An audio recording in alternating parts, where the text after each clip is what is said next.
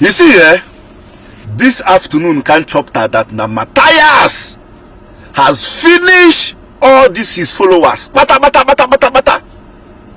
Kita can't chop that Mathias a burugo battery. All these young people, like Mathias don't chop on a lick plate without giving you guys any change. So I was going through my last post on my break right now. I was going through my posts, and to my greatest surprise, I saw a lot of people saying that this poster don't have sense. This poster, like they were referring to me. This poster na mumu opo my idiot. Ibu this one, you don't have sense. Nonsense post. This one, that one. Some said I'm coming from the side of envy. Are you guys being serious right now? One of you guys, since 2023. I mean, this guy still attend Omen and Abuze Ezoku till today, according to my update. Like, this guy is still coming to Omen and Abuze Ezoku with 2 clutches. You guys know this guy. A lot of you know this guy, and you guys always see him in your Omen and Abuze Ezoku church. Since 2023, what happened when DSS came to pick Mathias to go and face the petition accusation put on him in Abuja 4 years ago? Because of the way Mathias was shouting, hey, they want to take me, Mazio Keko, Mazio Kafo, on the camera, video demo. The way Mathias was dragging Mazio Keke, Mazio Kafo, Mazio Konko on their trouser. This boy, out of pity, trying to save his daddy. You know? A very daft boy, a very foolish boy. If that boy happened to be my brother, Meji 2x2, power easy. Because of the way Mathias was shouting for help, they just want to invite him. Nobody touched him. I was there. I was inside the car. This boy went to face one of the DSS. A DSS guy with a loaded gun. This Mumu guy whether he went to drag the gun with him, I don't know exactly what happened there.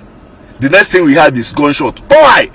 It happens that the DSS shot the guy on his nail. And after everything, Mathias went to Abuja, faced his cases, and because of the way a lot of people were begging, accusation withdraw the charges, and you know, everything was okay. Still, after Ako, out of his own sincere heart, trying to pity this boy, and Mathias messed everything up for Akuzion. Assuming these people didn't follow all this, that their useless propaganda, trying to say that I believe this by now, this guy would have been on his feet, because I know what Akuzion could be able to do. There is no way Aku will leave this guy half road. There is no way Aku will not fulfill his promises to this guy.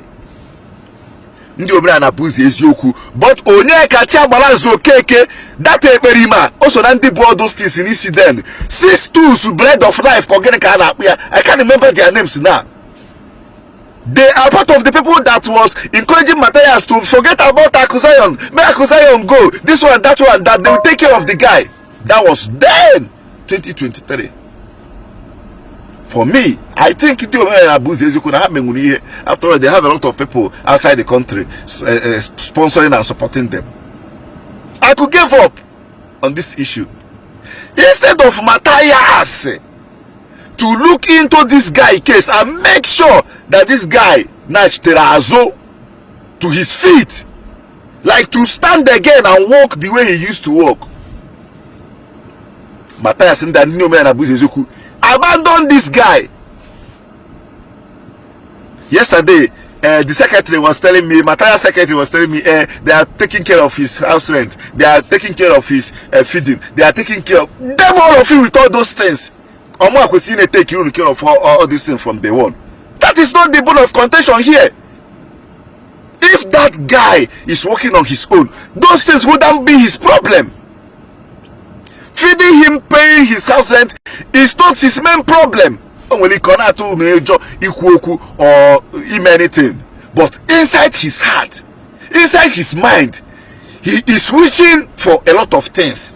That is the reason why he came to the birthday post I made for Akuzayon yesterday and commented that, look at the way you put me, you shot me gun. According to the guy, that is the reason why I picked up this issue. According to the guy came to my post yesterday. I mean, the guy they shot on his nail. To be frank, I never knew that this guy is still working with crutches. And what my idea? Now this guy can go with 2 clutches till today. He came to my post yesterday and wrote that Akuzayon shot him gun and put him in this condition and abandoned him, and is here celebrating his birthday. Immediately I saw the comment, I went through, I remember the guy,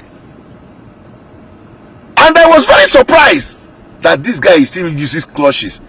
For you to see how daft that boy did, instead of, even though you are still in this condition, instead of you to come out in a calm manner to address or talk to Akuzayon, you see an Obagebe doing a conditioner for you to see that those people, Mathias Ekperima, their blame. Mathias Ekperima, Saefero Jirie, and you guys are calling him Ozibondo. They abandoned this boy, says, and he's coming to attend Dominion Abu's Ezeoku church with 2 clutches, and you guys are seeing him. Nobody cared. This way, all this why. And Abu's Ezeoku is trying to create awareness for people to help that boy. You guys are calling me Mumu Poster. Hey! More that nothing concern me. Some say that I'm coming from a side of hate. Who am I hating on? Mathias? The boy? Or who? Who am I hating on? Mathias claimed to be Ozibondo. This is the work, or one of the work of people that parade themselves as Ozibondo. Okwechiri, the boy, ego paracetamol, na akwori ogono. That means no hope again. The boy ikije. But this thing made the boy nipere. When you go to a good hospital or fly him out, I made this guy new replacement surgery. If you are within some weeks, higher 6 weeks, this guy agawagije. Ego koyedi. And Ozibondo and Indio Abu's Ezeoku big boys. Ndi nekwoka Jesus Christ here, ndi okay here. Of course, you guys should be living large, living well. You should be able to take care of that guy's surgery. The guy is powerful, and I'm trying to create awareness for him. You say, I'm coming from a place of hate, that I be Mumu Poster, this one, that one. You know, go better for now. You see, all of you, he can never like you guys. You guys are wicked. Anyways, when they do the wicked, happen you they claim no menka. And we know his type. I am a do tactics. You guys abandon this boy. God, and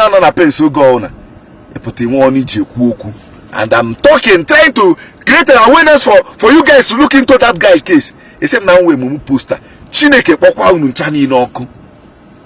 If we get Mathias natural he whooped it, Mathias must bring out that money. If with that money not you see that boy, he must bring that money. It's a must. You know, like I said on my post, I give you guys from now till ending of this month. Whether that boy like it or not, he must get back to his feet. Whether you guys like it or not, you guys must take care of that guy. No, isi adiru numma. Oya ku mejida ni bo nani. Si da ne kuka isi weki ya ademma. Uru nchane mecha kandi ndi uche ha nezu hezu. So for those of you that is writing Mumu Poster, this guy is stupid. I'm used to all those things. Now you guys should know. It's quite unfortunate. Maybe you guys say cheaters yonyembo. Just maybe in the way Abu Ezeoku. What the cool nature cheaters yonyembo. Maka meze trouble man. School and other things, it take my attention out of social media. Though on my own, I just try to allow Mathias come on for any changes in me. But it still shows that no Ekperima Why are you guys not asking him to do an account of Igbo of the Self Charity Foundation? Which they have been requesting for him to do account as when they claim no have best in NGO. The first time Brother Paul Chibu asked him to do that account of NGO Igbo of themselves, that should be 2019 or 2020. But I say Muroko Urumba Basasi everybody. And some of you are from nowhere. In my head, they buy emotion. Of I know me child berry. I say, hey, you wanna try, wanna try. Hey, Yamba, don't say like this. I hear they buy. Mathias Ekperima brain unu like Obrugo brain box unu. Like sweet on a brain Mathias amechani ya urumiri saya brain unu is empty. Like brain unu will not gari we Julian ime. That is the reason why you guys are not reasoning well. But you see on the case of this guy, Mathias must do the needful. Odi apuara die. On azo zibondu. Ruzie ihe eji amandi ozibondu. Omenwu hia. Una happen the boy ka ọ na-ata afụ ndị ocho because ọ bụghị unu ka ọ gbara agbadi egbe. Why you na gara akpọ mumu poster? Why na no call me mumu poster na? Ọ kwara ni una mi ha na akọ. Una go through pains of new pains. Mari ha na ụmụ akpa amụ